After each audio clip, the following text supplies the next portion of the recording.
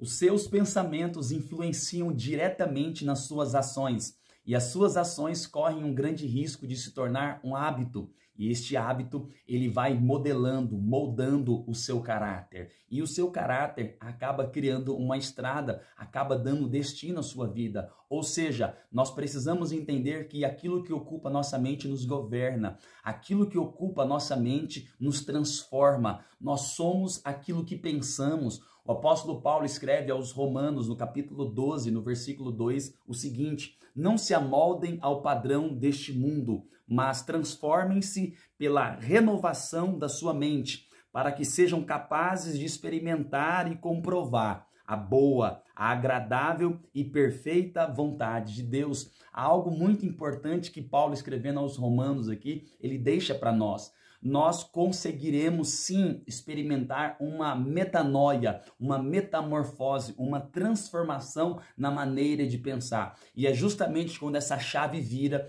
quando nós adquirimos a capacidade de renovar a maneira de pensar, transformar a maneira de pensar. Ele diz, olha, transformem-se pela renovação, ou seja, a nossa mente, ela pode passar por uma renovação. Os nossos pensamentos, eles podem ser sim renovados, e há algo que ele condiciona aqui, que há coisas que nós só iremos experimentar quando nós mudarmos a maneira de pensar. Há coisas que iremos desfrutar e experimentar somente quando nós mudarmos a maneira de pensar. Ou seja, quando mudamos a maneira de pensar, quando trocamos pensamentos ruins por pensamentos bons, nós conseguiremos desfrutar de coisas melhores, de coisas maiores. Há muitas pessoas que elas não entenderam que enquanto não mudarem a maneira de pensar, não irão desfrutar de coisas maiores, de coisas melhores. Então, põe isso aí no seu coração. E aqui vou deixar uma frase que uma vez o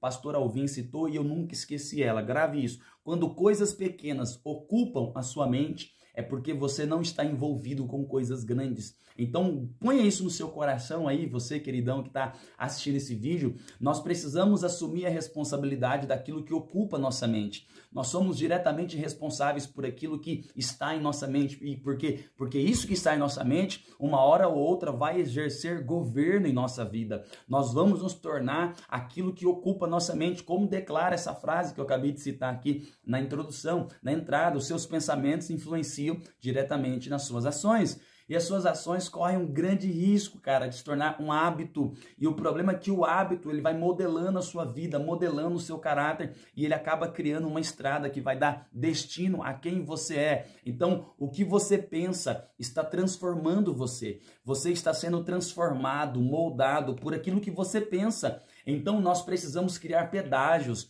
Nós precisamos criar uma linha delimitadora que só passa de lá para cá, aquilo que permitimos, porque nós temos que assumir essa responsabilidade. Nós temos que parar de condicionar a terceiros aquilo que é de responsabilidade nossa. O que, Natanael? O que ocupa a minha mente? Eu sou responsável por semear na minha mente coisas boas. Eu sou responsável por extirpar da minha mente coisas negativas, pensamentos, sabe? Coisas que vêm sem sentido, coisas que me tiram do foco. Então, eu quero tentar gravar esse vídeo incentivando você a assumir a responsabilidade de regar a sua mente com coisas boas, com aquilo que é bom. Por quê?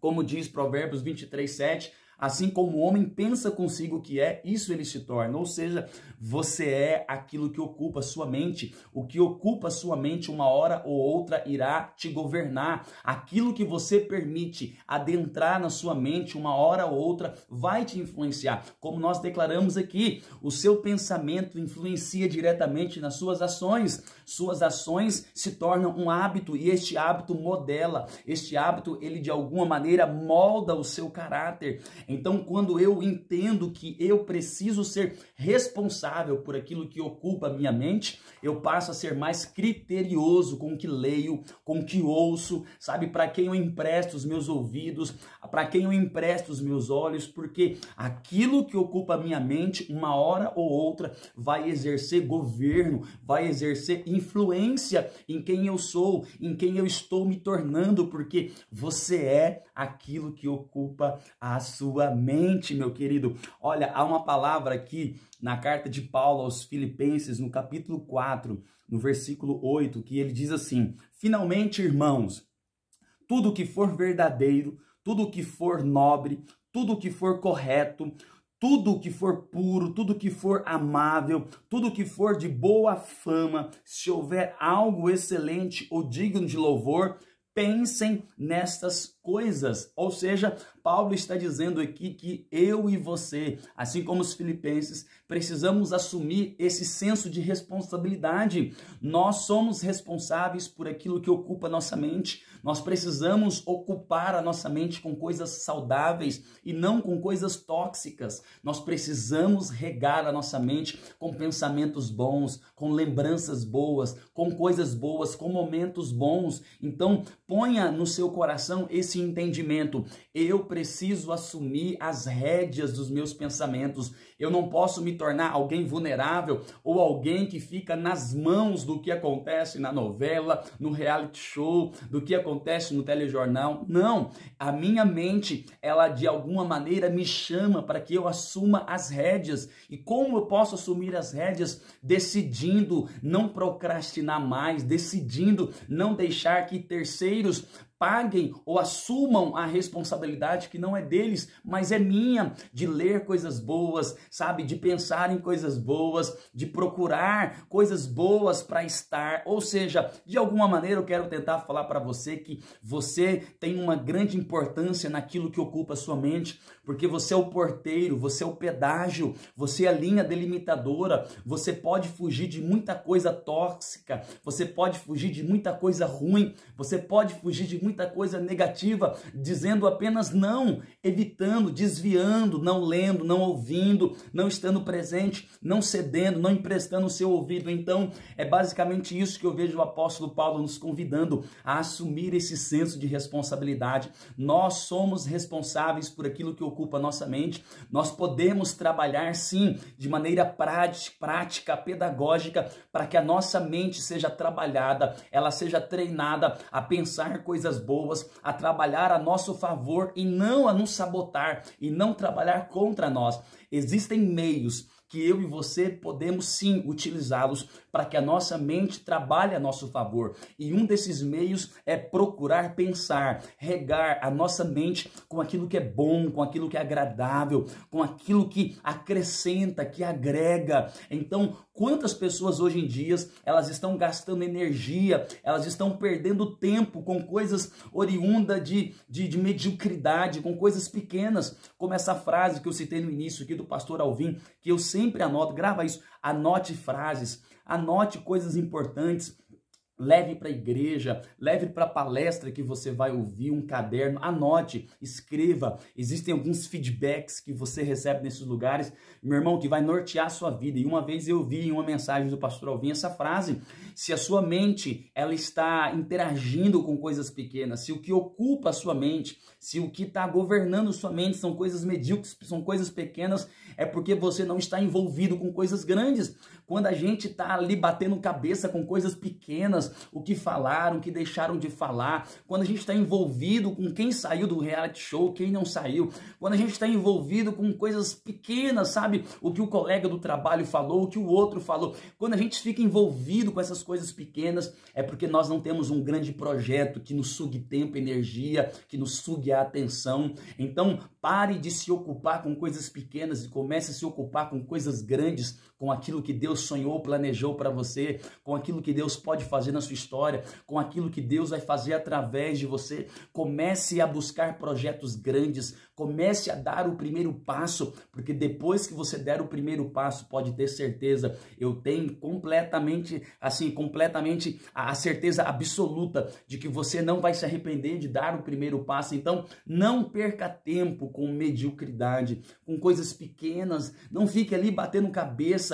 E eu tenho querendo trazer essas coisas pequenas como coisas que são tóxicas, coisas que são, sabe, assim, prejuízo, coisas que a gente desperdiça tempo, energia, coisas que nos sugam energia e não acrescentam nada. Envolva-se com coisas grandes, com aquilo que Deus pode fazer, com aquilo que você pode realizar, com o que você pode fazer de bom na vida do próximo, que eu tenho certeza que você não vai se arrepender. Um dos comentários que eu tenho aqui de Wisby, ele diz algo seguinte: semeie um pensamento e colha uma ação.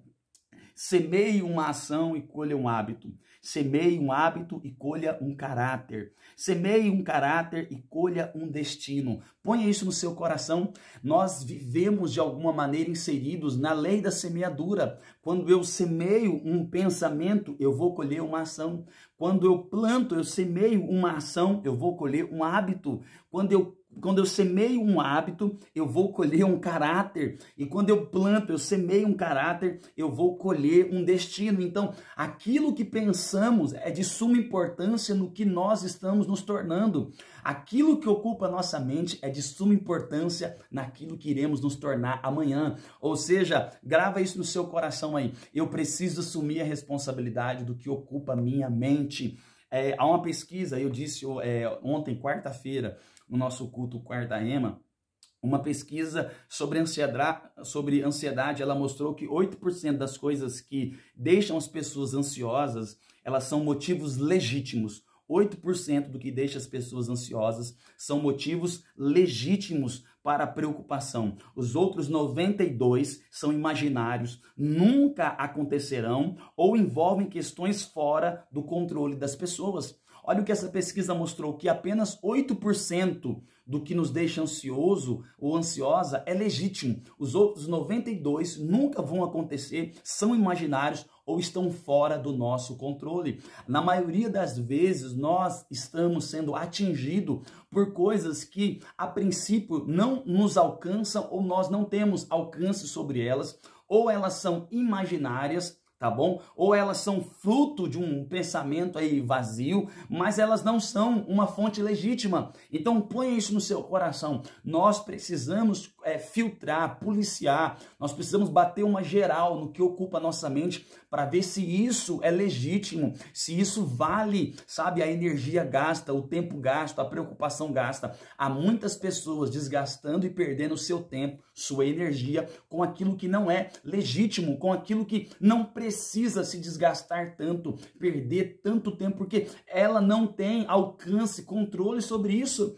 Eu disse na igreja ontem, dizendo quantas pessoas acordam de manhã e ali elas estão desesperadas com a questão lá da Rússia e da Ucrânia, e eu também estou preocupado, mas escute isso, mas isso não pode me fazer perder o controle, gastar uma energia, porque eu não tenho controle sobre aquilo. O que eu posso fazer é orar, é torcer, é interceder todos os dias para que isso acabe o mais rápido possível, para que menos vidas sejam perdidas, ok? Mas eu não posso deixar isso tirar a minha paz, porque eu não tenho controle sobre o que acontece lá na Rússia, lá na Ucrânia. Nós não temos controle sobre aquilo. Na maioria das vezes as pessoas elas estão se desgastando, elas estão desperdiçando tempo, elas estão tendo a sua energia sugada por coisas que são ou imaginárias, ou são coisas que de alguma maneira elas não têm controle sobre aquilo, elas não têm alcance sobre aquilo. Apenas 8% são fontes legítimas de preocupação. Isso nos leva a uma reflexão.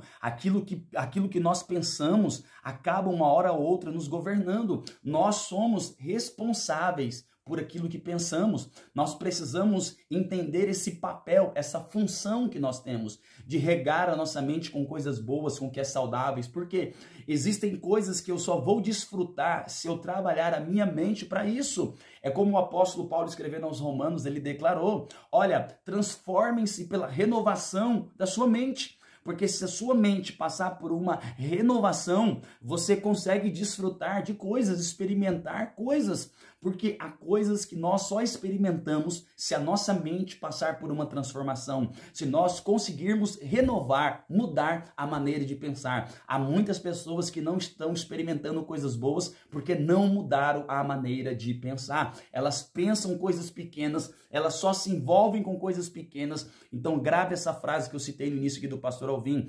Quando coisas pequenas ocupam a sua mente, é porque você não está envolvido com coisas grandes. Porque quando você se envolver com coisas grandes, essas coisas grandes, elas estarão governando sua mente, elas estarão sugando o seu tempo e sua energia. Então vamos lá, Lucas capítulo 24, queridão, versículo 13 em diante, vai falar do terceiro dia, do domingo da ressurreição. Vai falar de 2 discípulos que estão saindo de Jerusalém, indo para um povoado a 12 quilômetros de Jerusalém, para o povoado de Emaús. 2 discípulos de Jesus, eles estão deixando Jerusalém e indo para um povoado chamado Emaús a 12 quilômetros. Porque eles estão pensando, eles estão achando, o que está ocupando a mente deles é de que Jesus não vai ressuscitar. Eles estão ansiosos, eles estão movidos pelo tempo deles, eles estão se esquecendo daquilo que os profetas declararam e que o próprio Cristo declarou. Eles estão abandonando Jerusalém e indo embora. O texto vai dizer assim, naquele mesmo dia, 2 deles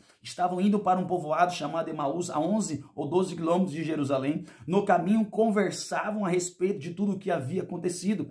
Enquanto conversavam e discutiam, o próprio Jesus aproximou e começou a caminhar com eles. E o que ocupava a mente desses 2 discípulos, Natanael? O que estava ocupando a mente desses 2 discípulos? O texto vai dizer no verso 21 aí, Lucas capítulo 24, versículo 21, vai dizer assim: e nós esperávamos que era ele que ia trazer redenção a Israel. E hoje é o terceiro dia desde que tudo isso aconteceu. Olha o que está ocupando a mente deles, uma possível ou uma possibilidade de que tudo que eles ouviram e viram ser mentira. Porque eles não dizem assim, pensávamos nós que seria ele que iria trazer redenção, mas já é hoje o terceiro dia e até agora nada. Eles, movidos pelo tempo deles, estão no terceiro dia, eles estão no domingo da ressurreição e estão dizendo, eu acho que ele não vai ressuscitar, eu acho que as mulheres disseram, as que foram lá no túmulo dele, deve ser mentira, pensávamos nós. Ou seja, o que está ocupando a mente desses 2 discípulos que está abandonando Jerusalém e indo para esse povoado chamado Emaús, é de que talvez Jesus não vai ressuscitar, é de que talvez seja mentira, e olha como isso está governando eles a ponto de tirá-los de Jerusalém no terceiro dia, no dia da ressurreição. Então, o que ocupa a nossa mente pode de alguma maneira nos governar e nos levar a desfrutar, ou o que ocupa a nossa mente pode nos impedir de desfrutar, porque eles estão sendo levados a sair de Jerusalém e a não desfrutar de algo magnífico e glorioso. E é por isso que Jesus vai ter com eles no meio do caminho, eles estão impedidos de reconhecer quem é Jesus. E o Senhor Jesus vai semeando a palavra e diz que desde os escritos de Moisés, dos profetas, o Senhor Jesus vai regando a mente deles com a palavra, e aí de repente o coração, a mente deles é ativada, e aí ele diz, meu Deus, ele caminhou conosco, não queimava o nosso coração enquanto ele falava. Ou seja, Jesus começou a refrescar a memória, o entendimento deles. É por isso que o verso 25, Jesus vai falar assim, de Lucas 24, e ele lhes disse, como vocês custam a entender e como demoram a crer em tudo que os profetas falaram. O problema desses 2 discípulos é que o que está ocupando a mente deles é a dúvida. A dúvida, quando ocupa sua mente, ela te impede de desfrutar de coisas grandiosas, meu irmão. Grandiosas, porque a nossa mente, ela é uma visão. O apóstolo Paulo, escrevendo aos Coríntios, em 2 Coríntios 4:4, ele diz assim, a respeito de alguns judeus que não estavam aceitando, não estavam dispostos a receber as boas novas, o evangelho, né? Ele diz assim no versículo 4, 2 Coríntios 4:4, o Deus desta era cegou o entendimento dos descrentes para que não vejam a luz do evangelho da glória de Cristo, que é a imagem de Deus. Ou seja, o inimigo, ele tem o poder de cegar a mente dos descrentes para que elas não consigam enxergar a luz do evangelho. Eu gosto dessa palavra porque diz assim, olha, o inimigo cegou a mente dos descrentes. O Deus dessa era cegou o entendimento dos descrentes. Escute isso, a sua mente, ela é uma visão. Antes que os seus olhos consigam enxergar, a sua mente precisa enxergar. Os seus olhos irão contemplar aquilo que a sua mente for capaz de enxergar. A sua mente, ela tem olhos. A sua mente precisa enxergar pela fé antes que os seus olhos naturais enxerguem. É por isso que a palavra vai dizer aos Hebreus, ali no capítulo 11, que Moisés, quando já homem adulto, recusou ser chamado filho da filha de Faraó, preferindo o opróbrio com o povo de Deus a usufruir de prazeres transitórios do pecado, porque ele contemplava o galardão. Moisés, ele contemplava, ele conseguia a mente, a fé, conseguia enxergar uma recompensa no amanhã. Então guarde isso no seu coração. Antes que os seus olhos naturais enxerguem o milagre, a provisão, a porta aberta, o melhor de Deus, a sua mente, ela precisa ser trabalhada, motivada para enxergar, porque a sua mente enxerga antes que os seus olhos naturais venham enxergar. Então é muito importante você pôr isso no seu coração.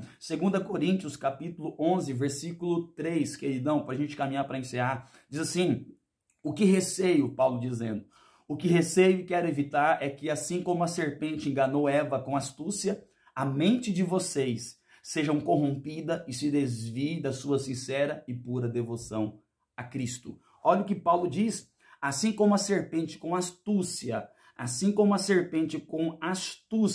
ela enganou Eva, ela fez Eva pensar de uma maneira diferente do que o Senhor nosso Deus tinha dito.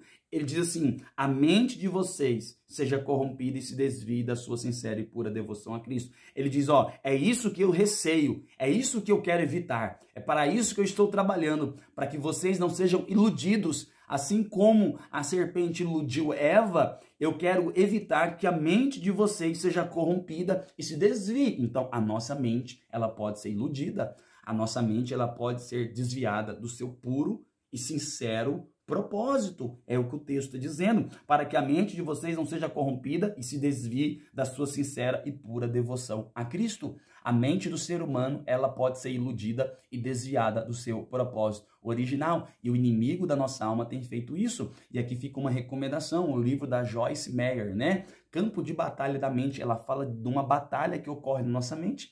As maiores batalhas, elas ocorrem na nossa mente. Fica uma indicação aqui para você ler. Gente, se você quer ser governado por coisas boas, sabe, você tem que aprender a ler, cara.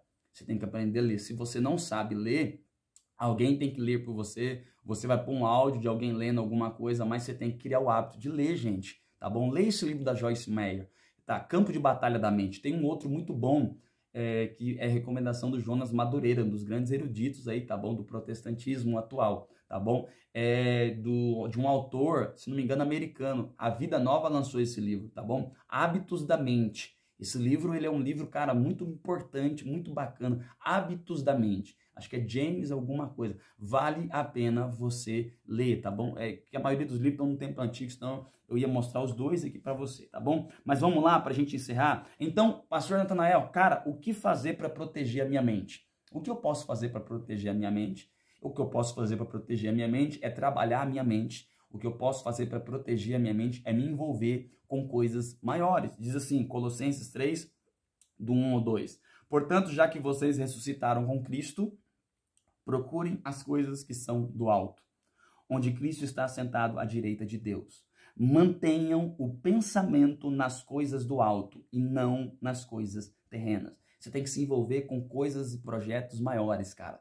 Seus projetos e as coisas que você se envolve não podem ser apenas terrenas, projetos terrenos. Você tem que se envolver com o reino, com as coisas de Deus, cara. Se envolva com as coisas, com coisas de Deus, com coisas maiores. É como o profeta Isaías declarou, né? Deus usando a boca do profeta, porque os meus pensamentos não são os vossos pensamentos. Os meus caminhos não são os vossos caminhos, porque os meus pensamentos são mais altos do que os vossos pensamentos, e os meus caminhos são mais altos que os vossos caminhos. O que você faz para proteger sua mente é se envolver com as coisas do alto, com as coisas de Deus, cara, com as coisas que transcendem aquilo que os seus olhos naturais podem enxergar nessa terra, aquilo que as suas mãos podem apalpar e desfrutar dessa terra. Um outro exemplo que eu dou para você, tá bom, querido? O Salmo de número 1, versículo 1 ao 3, que diz assim: como é feliz aquele que não segue o conselho dos ímpios, não imita a conduta dos pecadores, nem se assenta à roda dos zombadores, ao contrário, a sua satisfação está na lei do Senhor, e nessa lei medita, tá na mente, de dia e de noite. ele será como uma árvore plantada à beira das águas correntes. Dá fruto no tempo certo, suas folhas não murcham, tudo o que ele faz prospera. Então se envolva com coisas maiores. Medite na palavra de Deus, medite em coisas melhores, em coisas maiores, tá bom? É isso, cara, que você tem que fazer. Há um outro texto, deixa eu ver se eu vou achar ele aqui, e a gente já encerra aqui. Cadê, ó? Deixa eu pegar aqui. Josué, eu acho que é Josué. Deixa eu abrir aqui rapidão, não programei pra gente. Oi, Josué, eu acho que é Josué, cara, não sei se é Josué. Vamos ver se é Josué. Vamos lá.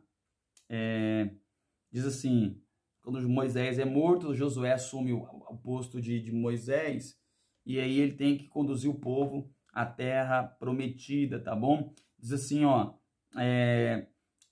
Josué 1:3, como prometi a Moisés, todo lugar onde puserem os pés eu darei a vocês. Seu território se estenderá desde o deserto Líbano até o grande rio, o Eufrates, todo o território dos hititas até o mar grande no oeste. Ninguém conseguirá resistir a você todos os dias da sua vida. Assim como estive com Moisés, estarei com você. Nunca o deixarei, nunca o abandonarei. 6. Seja forte e corajoso, porque você conduzirá esse povo a dar a terra que prometi sob juramento aos seus antepassados. Somente seja forte e muito corajoso. Tenha cuidado de obedecer toda a lei que o meu servo Moisés lhe ordenou. Não se desvie nela nem para a direita, nem para a esquerda, para que você seja bem-sucedido onde quer que andar. Não deixe de falar as palavras do livro desta lei. Medita nelas de dia e de noite, para que você cumpra fielmente tudo o que nele está escrito. Só então os seus caminhos prosperarão e você será bem-sucedido.